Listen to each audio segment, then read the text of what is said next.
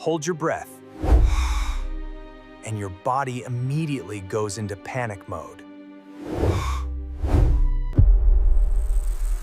The moment you stop breathing, oxygen levels in your blood begin to fall. At the same time, carbon dioxide rises in you, and that's what triggers discomfort. Your brain senses the imbalance and sends one clear message: breathe now.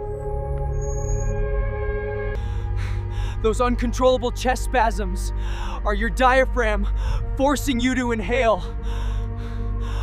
Your heart rate spikes, pumping faster, deliver whatever oxygen is left.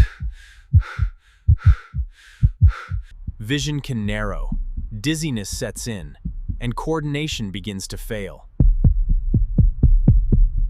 If oxygen drops too low, the brain shuts you down apoplectic, causing blackout. Your body always chooses survival. Follow for more cinematic science stories like this.